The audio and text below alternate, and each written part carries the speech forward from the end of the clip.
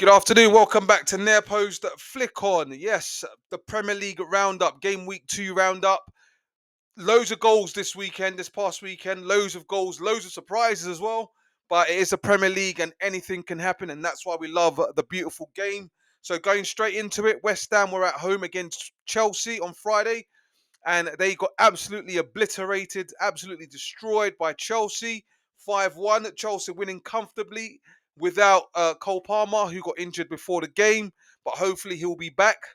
Um, we always said Chelsea were going to win that game, and it was always going to be Chelsea. But West Ham have got to get their act together as soon as possible. Otherwise, you lose a couple of more games, and it becomes a bit of a challenge. But it's still early days yet in the league, very early days. But Chelsea, West Ham have got to get their act together. But Chelsea looking strong, looking very strong.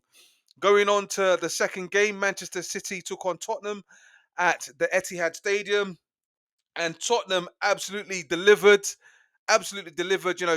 Tottenham have had the better of Manchester City in the past few years. Let's be honest.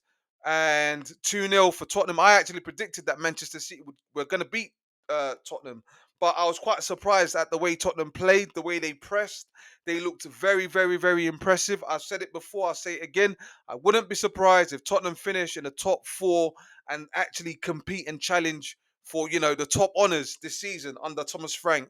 I mean, Thomas Frank, he surprised me, to be honest. I didn't really think he was the right choice for Spurs, but from what I can see and from what he's doing, things are looking bright for Tottenham. But let's not get ahead of ourselves. Moving on to the next game.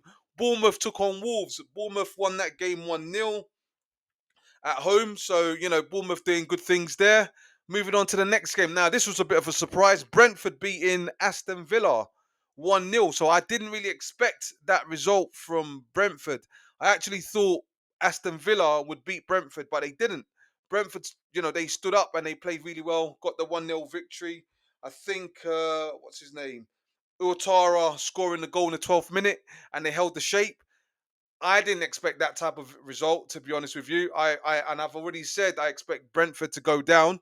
But of course, what do I know? I'm just a spectator at the end of the day. And Brentford getting their first 3 points of the season. And you never know, they may just stay up. They may just stay up. But for me, I just always feel that it's always difficult and it's always a big challenge for clubs that lose, their best players and their manager and the coaching staff. It's always a massive challenge for them to stay up. But listen, anything can happen. It is football at the end of the day. Moving on to the next game. Burnley with a 2-0 win over newly promoted Sunderland as well. Burnley will need these types of games to pick up points, to be honest, and Sunderland as well. But these are the games that you want to pick up points, especially if you are a newly promoted side. Moving on to the next game, Arsenal took on Leeds, and Arsenal absolutely battered Leeds 5-0. Of course, Arsenal looking ever so strong, having acquired the services of Eberechi Eze, and I predicted that Arsenal would be fourth or would finish fourth in the league this season.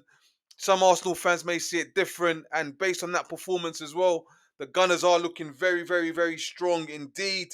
Yuri Timber getting a couple of goals, Saka on the score sheet as well.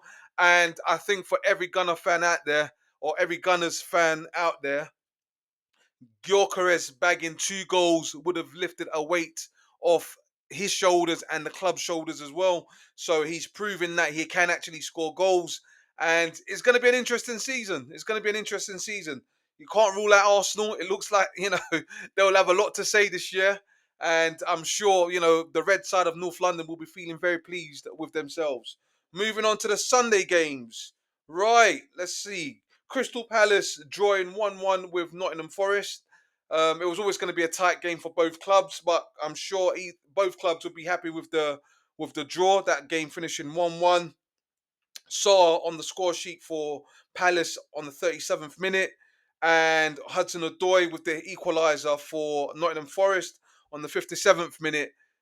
Going on to the next game. Now, this is a surprise. Everton beating Brighton 2-0. I would have thought Brighton would have won that. I'm not really convinced with Everton, but listen, when you've got a player like Jack Grealish anything can happen. And I think he set up 2 goals in that game. He assisted on 2 goals with that in that game, and Everton won that game 2-0. Yeah, anything can happen. Anything can happen. But I was surprised. I thought Brighton would have won that game, but of course they didn't.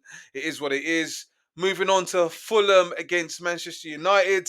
Now I've been singing Manchester United's praises, saying how they're reformed, and there's a new side, a reborn side, and they're going to do this and they're going to do that, and they've gone and drawn against Fulham. No disrespect to Fulham, of course, but I would have expected Man United to walk away with all 3 points.